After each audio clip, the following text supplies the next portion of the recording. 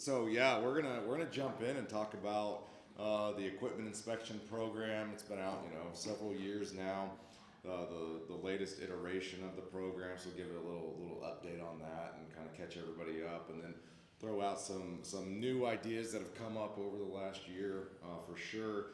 So if you don't know me, I'm Mike Pacheco, Innovation Product Manager, work on all McElroy's digital products, and I'm going to be presenting with Jason Penland, who I'm gonna screw up your title, sales channel manager for North America. He's kind of important, I don't know.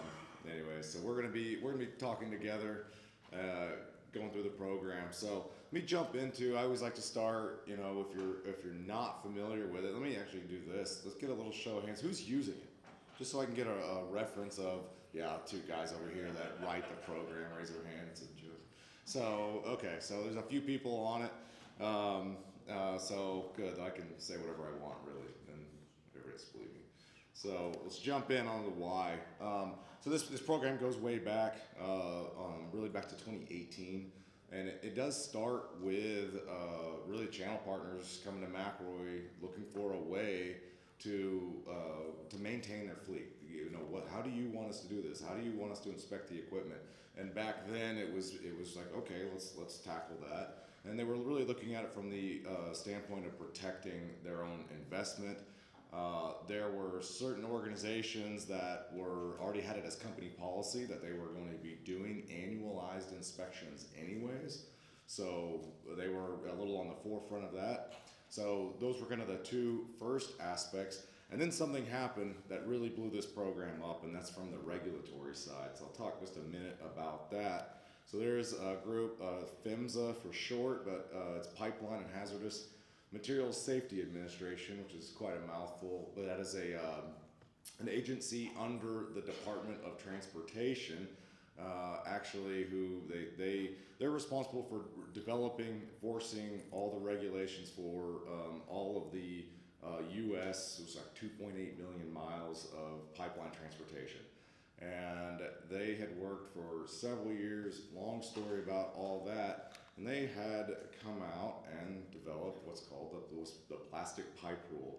And this went into effect in 2019. This was like a 10-year process to get this rule into effect. And when it hit, and then, yeah, look at that second part, compliance of December 2019. Okay, how many of you know all utilities that are in compliance? Probably not there yet, so we're working on it. But the rule was rather large. Actually considered this a mega rule, and the part that we were the most concerned with, and the part we're here talking today, was the heat fusion joining section, and specifically this section here, 192756. Says, and this is it, this is straight out of the book, that operators must maintain joining equipment in accordance with the manufacturer's recommended practices or with written procedures that have been proven by test and experience to produce acceptable joints.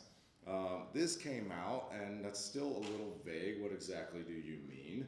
But folks reached out to McElroy. Well, McElroy, what do you suggest? Well, this is the program that we already had in place. But then what happens is what this rule states is that every natural gas operator, whether you're the utility worker yourself or you're a contractor, every piece of joining equipment has to fall under this regulation. And what really happened was, think about the massive scale of this. Just consider every natural gas utility in the U.S. Consider all the equipment they own. Consider all of the equipment their contractors own, and it is absolutely astonishing what this has done for this really for this industry. There's a huge opportunity. What we're seeing now, and this was a big question, is well, how are they going to enforce this? What else is going to come of it? And I'll tell you what we're seeing today. It really has fallen back to the utility commissions. So PUC is what I have up there, if you're not familiar with that acronym. They're the ones coming down and now saying, okay, this is how we're going to do this. Challenge with that is that they're really somewhat taking it and establishing their own requirements. They're really putting the how to this. But the program has been been able to work through it. So that's what's happened as far as McElroy's standpoint with this.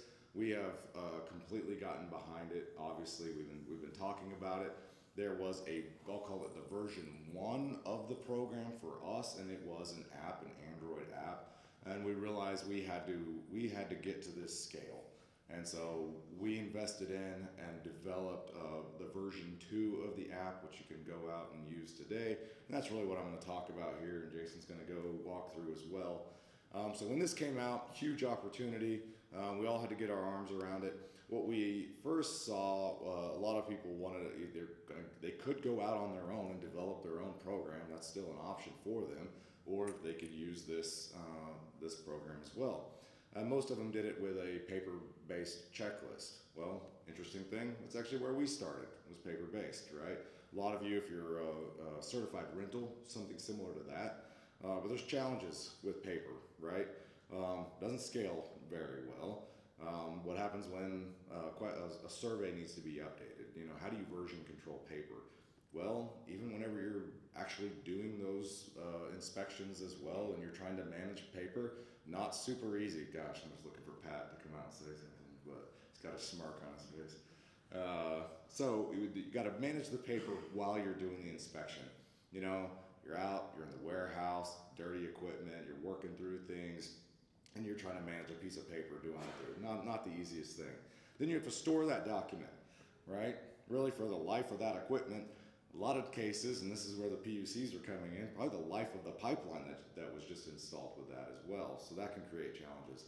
And then at the end of the day, you have no data, right? You don't have really anything, you have stuff on paper, but how do you use that data?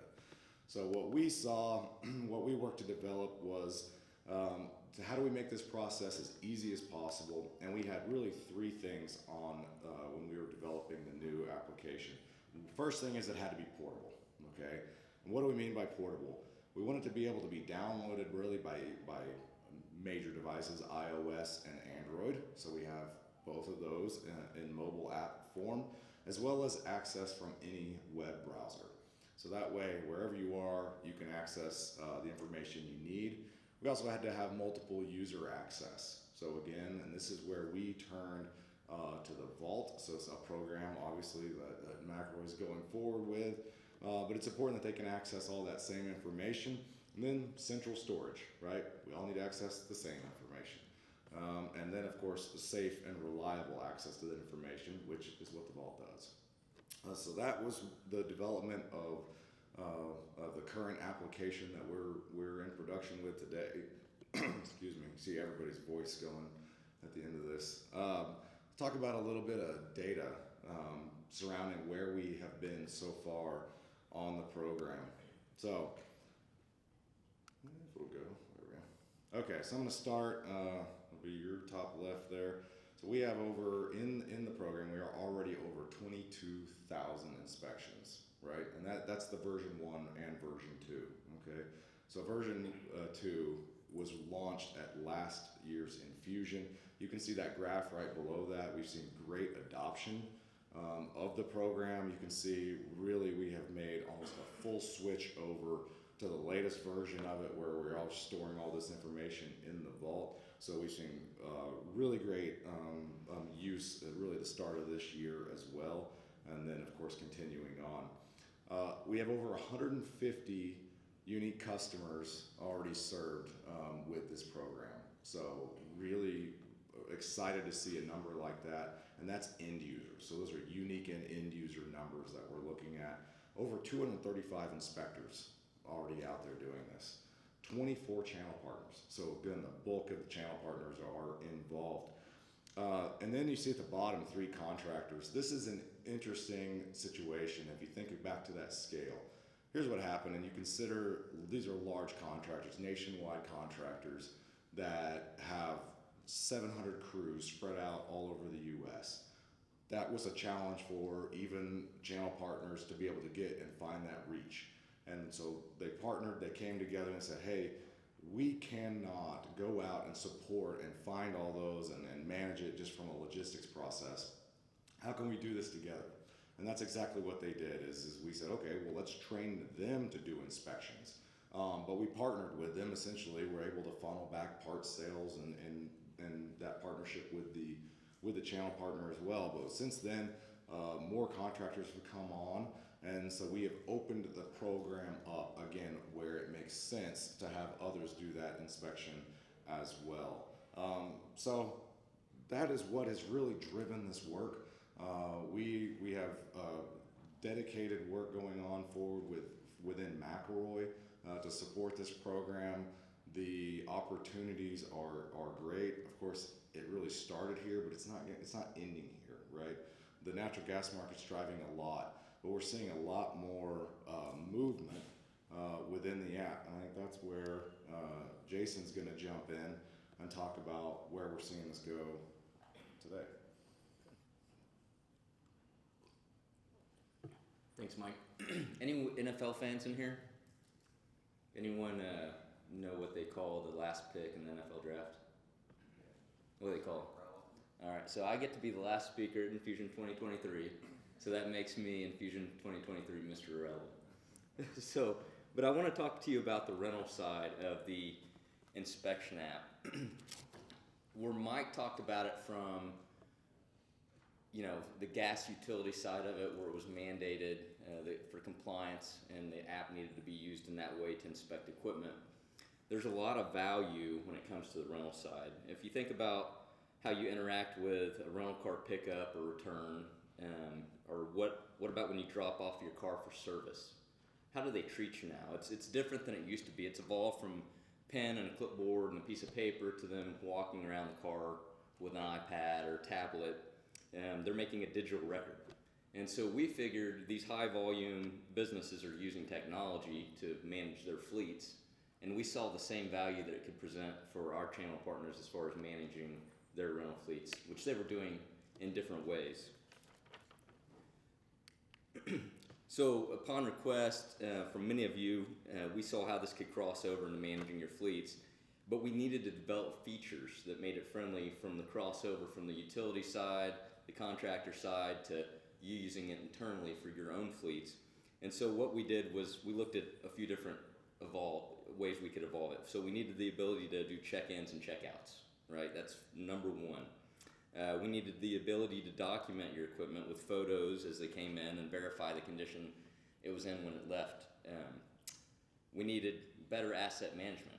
One thing we know is I used to be on the contractor side and dealt with rental equipment, and there's a philosophy from people in the field that it's a rental. They don't care about your fleet as much as you care about your fleet. So a program like this gives you better ability to manage your assets. And last but not least, we just need simply the ability to know where your entire fleet is at any given time. And so this program, it wasn't a new invention. It was built off the way that you already manage your fleets, mainly typically more manual with pen and paper and filing cabinet. We just wanted to make it a little more simple, a lot more accessible, and tailor-make it to the way you manage your McElroy fleet. So let's dive into the benefits a little bit further. First, just simply being able to document the condition of the equipment when checking in and checking it out, along with the customer information tied to the inspection was needed. And so having these pictures documented along with the inspection, it's just so vital. I mean, as far as managing your asset, knowing what it looked like when it left, knowing what it looks like when it comes in, you're able to actually charge and figure out how to get these parts passed back through your business. Which takes us to parts repair. Parts repair is probably the hardest thing to track when we're maintaining a rental fleet. So now using the inspection app, before the unit can be checked out and during the inspection process, we can document the asset with checks, notes, and with pictures. So you can see here, this is looking at a zoomed out picture where we have clamp knobs that are damaged, I think it should say damaged, and thrust bearings that need to be cleaned and rotate and freely on eye bolts. So in this case, it's missing a clamp knob. We need to document that with both photos and on the checklist. Here, zooming in, you can see a little bit tighter image of that. So it's important to note that when we developed the app, we were working with users and observed their workflows. One that we noticed was that as they were inspecting, they would document the parts that were needed on a notepad or even just a scrap piece of paper. And this is what was used to circle back up with the office, take out inventory out of stock, and for billing purposes. So we built this into the app where you can list the parts and know anything specific. And you also have the ability to use the McElroy Parts Finder by hitting the search button. It's going to take you to the model that you're inspecting, and you can go through the bill of material to find the parts numbers that are needed. So this is what that would look like. This list can actually be exported to a CSV and then be sent to the appropriate parties for the proper transactions and billing needs. You can see here, looking on the left-hand side, my left-hand side, your right-hand side, we have things that need to be replaced and things that need to be ordered. This is simple as you pass that along to the people that make these decisions to see what needs to be put on order. So not only can you make individual photos, but as you're doing the check-in, check-out process, you can take walk-around photos and tie these photos to repairs in your checklist. Once the check-in and check-out process is complete, you can easily share the report to any interested party through this PDF option. We also wanted to co-brand this because we know this is something that whether you're doing it for a gas utility or you're doing it for a customer or you're doing it internally, we want it to look like it's your own documentation. So you see the big McElroy University logo here. You have the ability to put your own custom logo, and then all photos and comments will be included here as well, along with the status of the machine. But as we mentioned at the beginning of the presentation, the days of paper and filing cabinets aren't necessary anymore. So the app now has built-in sharing with the Vault ecosystem, so we don't have to transfer the paperwork. We've also included direct links to the reports that outside users can access as well. Simply send your contact a link via email through the Vault for them to be able to view the inspection of the asset.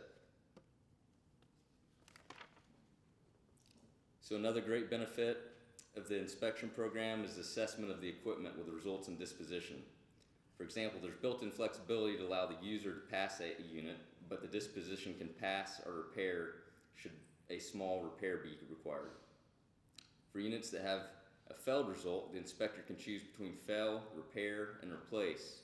This type of information allows to access the equipment we have, the condition, as well as the location it was checked out into or out of. The program can also provide this information in a report to be used as needed, so you can have the visibility into the condition of your entire fleet. We have some channel partners I know that have put their entire fleet into this program just to have visibility to the locations. They're spread out across the United States, hard to track, hard to know where things are, hard to see if they're available. And so this program has allowed them to have one-shot visibility into, hey, where's my 618 machine? How many do I have available? How many are in repair? Tracking things like utilization. All these features of the new inspection program have given them better insight into their managing their rental fleet.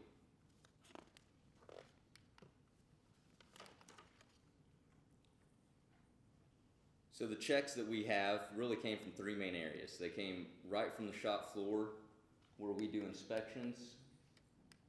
No, sorry, not ahead too much. Sorry. Came right from the shop floor where we do inspections during assembly.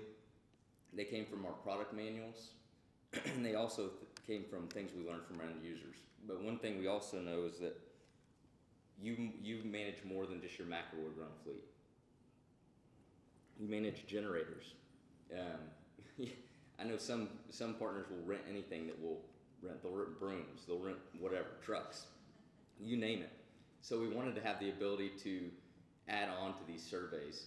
So you can put custom surveys in the inspection program and write them based on anything that you have in your rental fleet. You can also, if there's checks that you have for your McElroy equipment, you can add to our surveys. You can expand on those to make them fit your check-in, check-out process. Excuse me.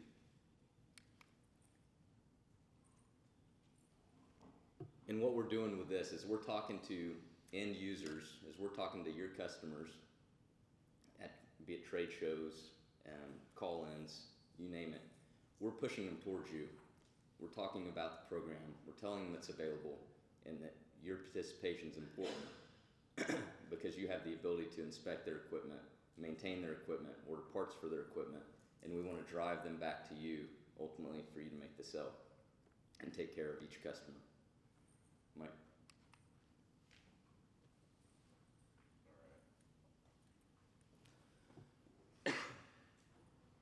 All right, so how can we help, right?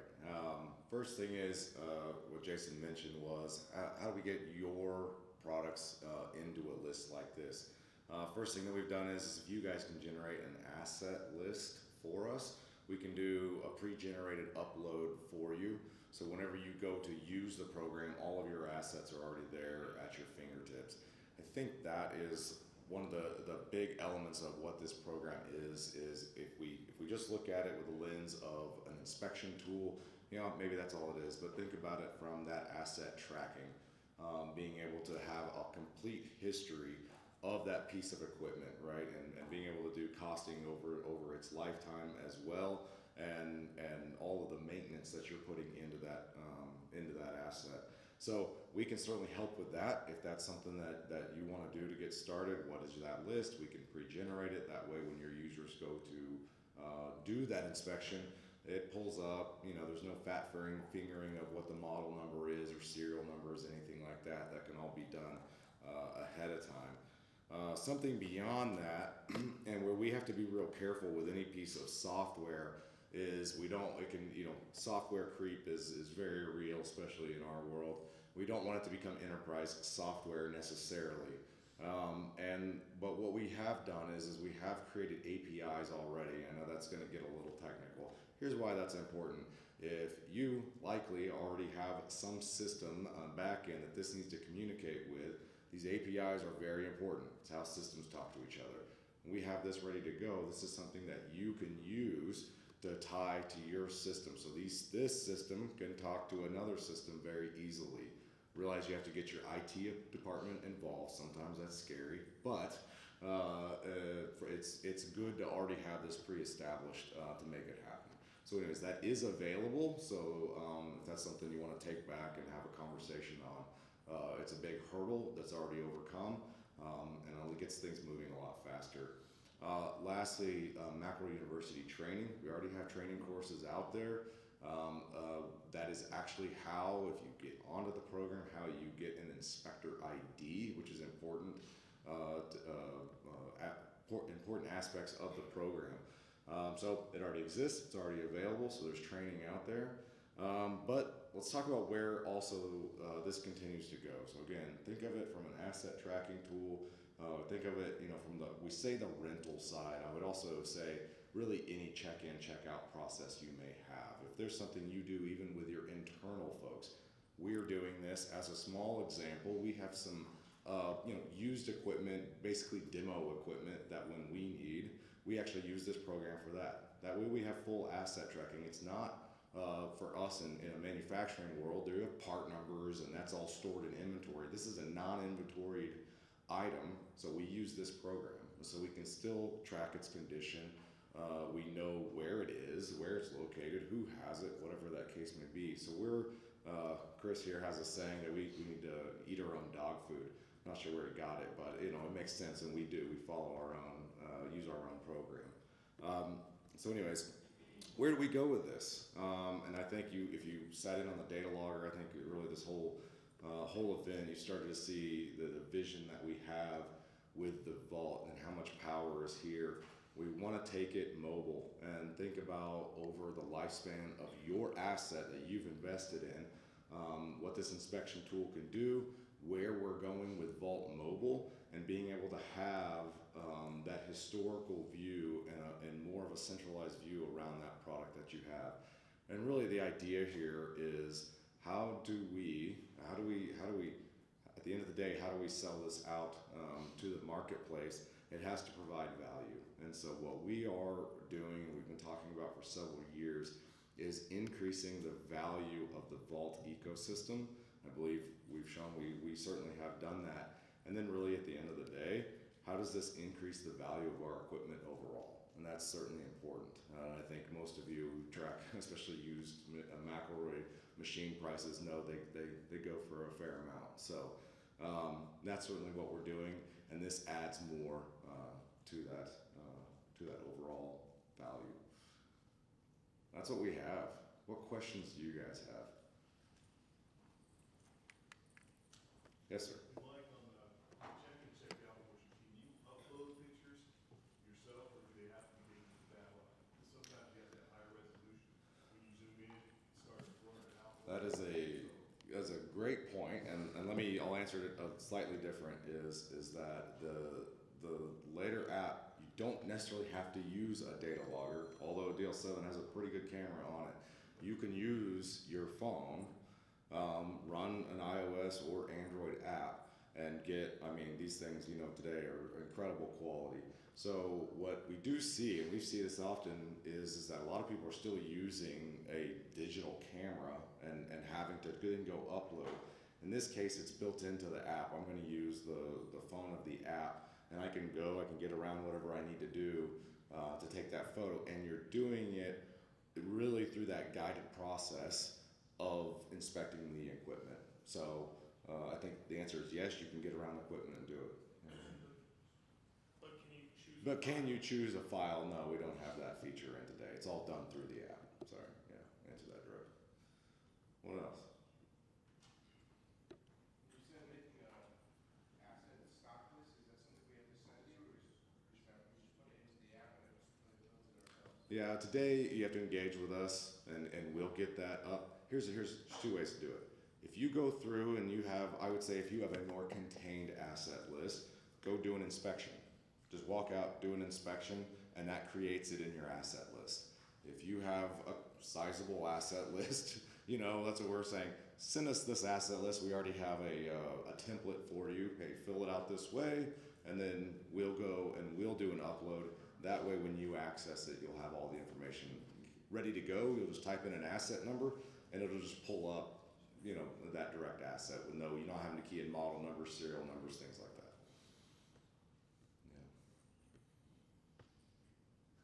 What else?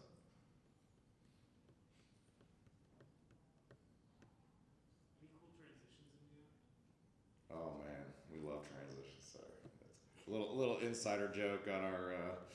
We've got a couple of developers here. I give them a hard time. I make them do real fun stuff like little check marks and stuff. So they love that stuff. Yeah. What else? Pretty quiet. It's getting to the end, right? It's almost cocktail time. Yeah. See some international folks.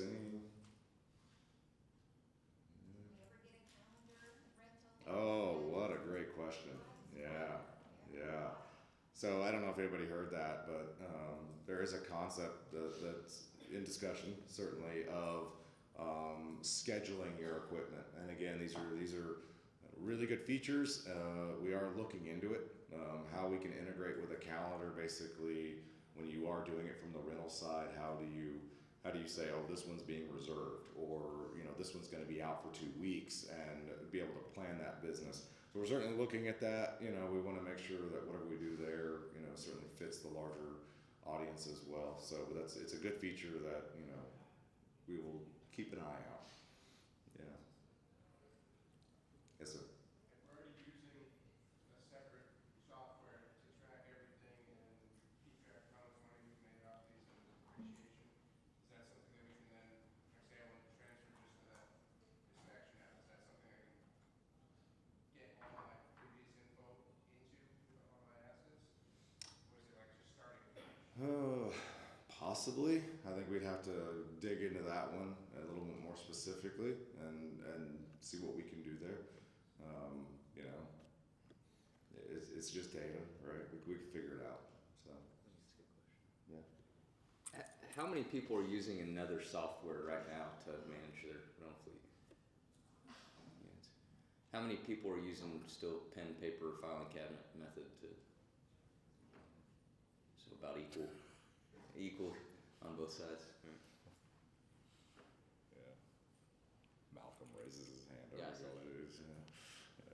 Yes, sir.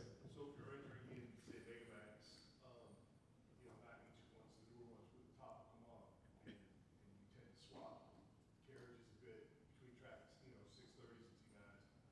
Would it be smarter to enter those in as individual items? So actually, that's the way it's designed today. You would inspect in the case of the track, a carriage and a vehicle separately. We are looking at a couple ways. This depends on how you manage your fleet, frankly. So it is done by component, and so you can select a carriage with heater facer attached, or like in the case of Series 2 medium diameter now, where you have an attached facer but no heater. So we have each of those component types already there, so you would do it by component, and their heater would be on its own inspection. The purpose of that, especially in the natural gas market, especially these large utilities, where they have a warehouse and there's a basket of facers, a basket of heaters, a basket of carriages, that way they're not tying up if something is a failed inspection or can't go out into the field. They're not tying up a whole package, they're just tying up that individual component. And so that's the way it was built. However, we do have users today where it's one asset and they want to inspect it all together. So we are looking at some features coming out to be able to do that as well. So, yeah. Yes, sir. In terms of asset numbers specific to users, like an example would be, say I go to an inspection for that asset for the utility, and next year another company comes behind and does that inspection for that same asset. They have access to all that data just based off that asset number, or do we have two different numbers? Who owns the information? Who owns the information? That's That's, serial number, right? yeah, I mean, it is the same machine. You're saying another company comes in behind and does it. Technically, the inspection would live in two different accounts. Okay, and you can duplicate it. Yeah. And then whenever you go to search it, though, it's going to combine it. And so a little bit different. I don't want to get too into the weeds here on this one. And again, think inspection is something that we do. It is something more localized to the inspector. The asset tracking is how we all are looking at this. And so once that's done, you'll be able to search assets. And again, you pull up the app on your phone, search any asset, and you get the full list. And again, natural gas world where it's out on site, it's required to be inspected. This gives everybody a public access view to be able to identify that that machine has been inspected. So that's why it does it. So everybody can access it. But where the inspection actually lives is in two different accounts. Yeah. So, Mike, I was going to add to the answer on the separate, together combined machine. Yeah. Right now, if you wanted to, you could create your own survey that had a combined machine package. There's a few extra details that doesn't quite catch, but you can do it today. Yeah. Everybody hear that? Anybody need that repeated? But essentially, you can, if you wanted to do it all together yourself, you could go combine and create your own survey. And again, you got to remember there's customizable surveys here. We did this for equipment, your electrofusion, processors, clamps, generators, brooms, if that somehow is joining equipment. But yeah, you could certainly do that, and then you could create your own survey as a combined survey. You can add custom questions. This is really, those customizable features. You may have something that you inspect beyond what McElroy would say. And again, it's above and beyond, satisfies all needs, and you'll be able to add that to your survey as well. Yes, sir. On one account, are you able to have like your own rental fleet, and then say a utility comes in and does work, like can you basically separate your fleet, and then anyone else who owns that vehicle into a separate fleet in the Yeah. same account? A few different ways to do it. Primary way is we have a jobs function. It's very similar to joint reports, where you could create a specific job for a utility. Say everything I do for this utility is under this job. And that's basically like a high-level filter for you to be able to separate all those asset numbers out of, let's say it was your rental fleet. And rental is actually another mode. You just flip in the app and turn on and off, and that'll flip into a whole nother mode as well. So there's a couple different ways. Jobs would be probably primarily the way to do it. Another way to do it, because we're in the vault, we can take advantage of that vault ecosystem. We can use sub-accounts. So you could have a whole sub-account dedicated to a particular utility where all their information sits over there, and in the primary account, you know, those two things are separated.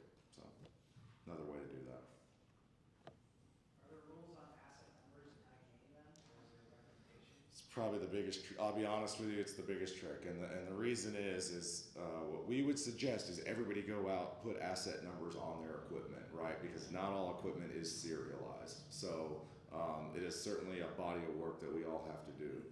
There's no rules, just unique ID. You know, what is a unique number that you can use? It's almost a combination of it, though. Somewhat unlikely that you're going to have the same combination of asset number that somebody went out and generated to the specific model number and possibly a serial number. So going out, identifying your equipment is a good best practice, and putting asset numbers on all your equipment, especially if you're doing it from the individual level, like the carriage, the phaser, the heater. Yeah. Question on here. Do you have one? Come on. Oh. Sure. Yes, sir. Can you talk about some instances where multiple people might need to go back and look at that machine to see, you know, has it been inspected or whatever?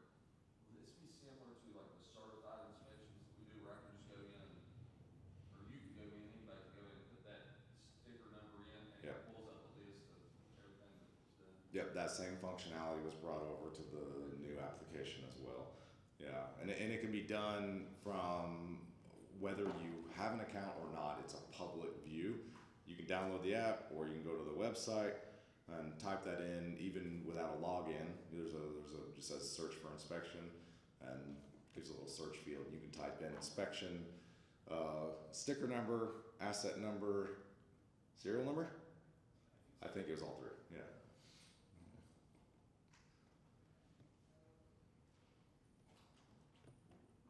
What else?